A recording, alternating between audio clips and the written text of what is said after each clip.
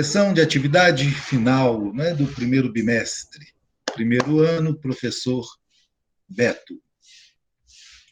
A primeira pergunta que a gente teve lá na atividade final foi a República Velha, 1894 a 1930, foi caracterizada por, letrinha D lá, ó, pela dominação das elites agrárias estaduais, especialmente de São Paulo e Minas Gerais, né? Aquela famosa política do café com leite, tá? Que dominou, né, o período aí da República Velha, né? Aquele revezamento entre São Paulo e Minas Gerais no governo do Brasil. A questão 2. Descontentes com os candidatos apoiados pelo presidente Washington Luiz, um grupo de oligarcas dissidentes criou uma chapa eleitoral chamada Aliança Liberal, encabeçada por Getúlio Vargas, que prometia reformas. Júlio Prestes, natural sucessor do presidente, acabou ganhando as eleições, mas a Aliança Liberal e parte do Exército pegaram em armas no acontecimento batizado de Revolução de 30. Assinale a consequência deste levante para o Brasil. Letra C, né? Fim do governo das oligarquias estaduais, né? Então, quando Getúlio Vargas assume o poder, né, mesmo não ganhando as eleições, mas através da Revolução de 30, vai acabar aquela troca, né, de aquele revezamento entre São Paulo e Minas Gerais, tá? O que estava lá na questão 1 ali. Então, Getúlio Vargas chega ao poder e tem o fim do governo das oligarquias estaduais. Questão 3. A chamada crise de 1929 caracterizou-se por um colapso no sistema financeiro mundial, no período entre guerras. Isto é, no intervalo entre a Primeira Guerra Mundial e a Segunda Guerra Mundial. Tal crise também é identificada como quebra da Bolsa de Valores de Nova York, né? Foi o que nós estudamos, né? A crise de 29, a quebra da Bolsa de Valores. 4. Qual das características abaixo não pertence ao fascismo? Tá? Então, ali temos 4 que pertencem, né? E uma que não. O socialismo não pertence ao fascismo, né? O fascismo, pelo contrário. Fascismo, nazismo, perseguiam os comunistas, né? Os socialistas, eram contrários ao sistema socialista de governo. Questão 5. A depressão que afetou a economia mundial entre 1929 e 1934 se anunciou ainda em 1928 por uma queda generalizada nos preços agrícolas internacionais. Mas o fator mais marcante foi a crise financeira detonada pela quebra da Bolsa de Nova York. Perante o cenário econômico descrito, o Estado brasileiro assume, a partir de 1930, uma política de incentivo à industrialização interna para substituir as importações. O Brasil, né, quando Getúlio Vargas chega ao governo, o Brasil é um país que importa muito produto, né? E como as empresas norte-americanas, as empresas europeias estavam passando por grandes dificuldades, né? Também pela guerra, né, que havia acontecido e também pela crise, né, de 29, o governo do Brasil, então, vai começar aí a substituir o que antes importava, né? Vai começar a se industrializar para produzir internamente. Questão 6.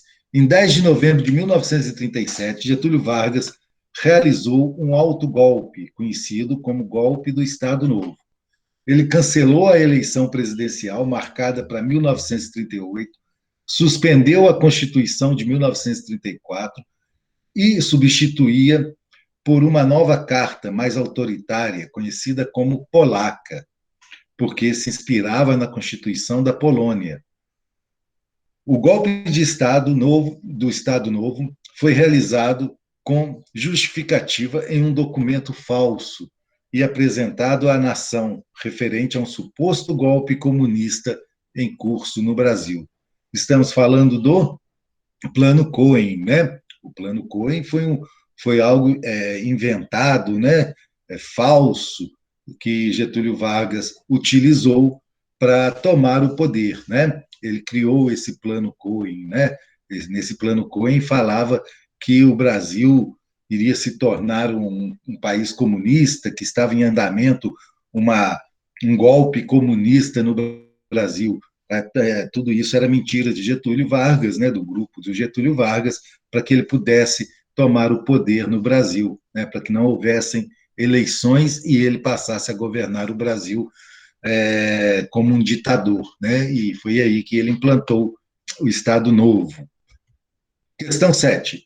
O Estado Novo foi o período da ditadura varguista em que toda a oposição foi silenciada e perseguida por agentes do governo.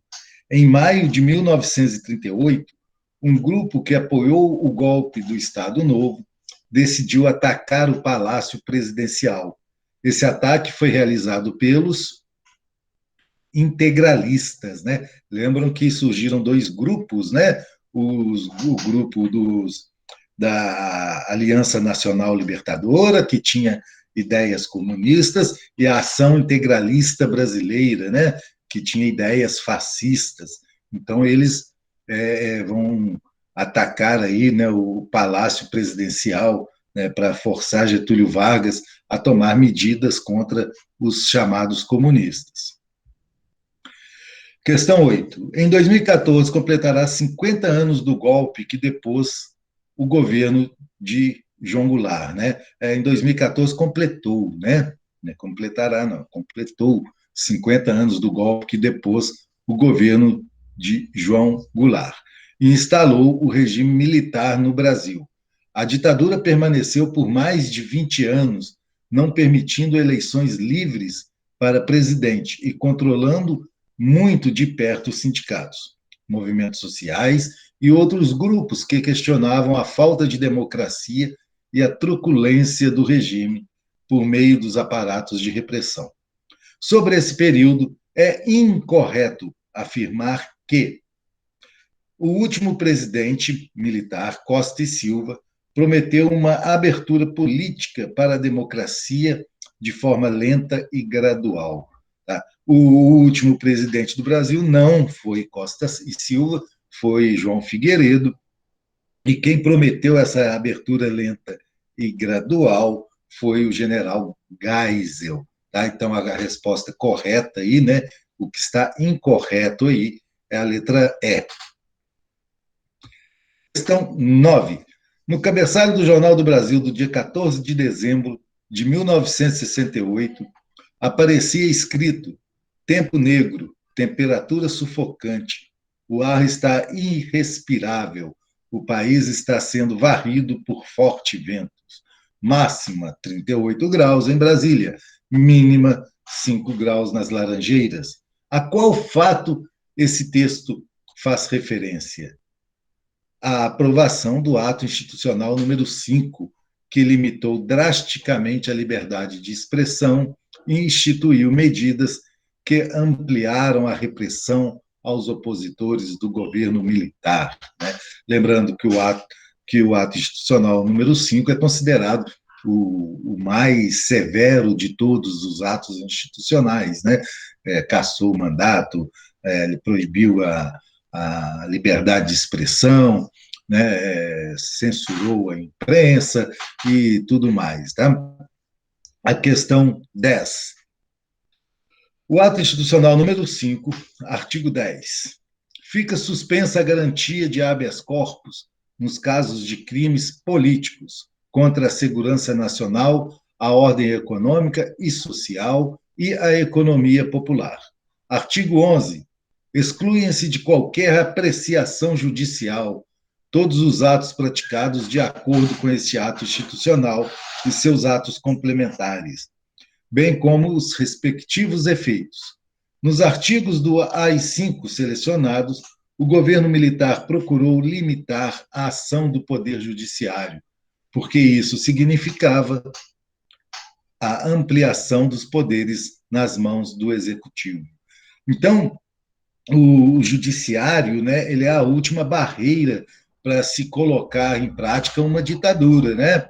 Um país onde que não existe um judiciário, ele não vai ter o cumprimento da lei, né? Não vai ter quem assegure as leis para os cidadãos. Então, por isso que esses ditadores militares, sempre esses ditadores, né? Não precisa ser necessariamente militar, mas os ditadores, uma das primeiras providências que eles tomam é pedir o fechamento do judiciário, né? É pedir o fechamento hoje no Brasil, no caso, o fechamento do STF. Por quê? Porque é lá no STF que garante a democracia, né? Que garante o cumprimento das leis constitucionais. Então, quando o governo fecha, consegue fechar, acabar com o judiciário, ele passa a ter os poderes, né, a lei nas suas mãos. Por isso que a gente sempre ouve aí, né, nessas tentativas aí de se implantar uma ditadura no Brasil, pedindo aí o fechamento do STF, né? Então, quando se fecha um tribunal federal da última instância, o último lugar onde que as pessoas podem garantir a sua liberdade, você passa a ter o domínio, né? Você passa a ser um ditador. Assim, corrigimos, né, as atividades, finalizamos aí o primeiro bimestre, tá? Vou passar aí agora algumas informações a respeito da intervenção pedagógica e da recuperação bimestral.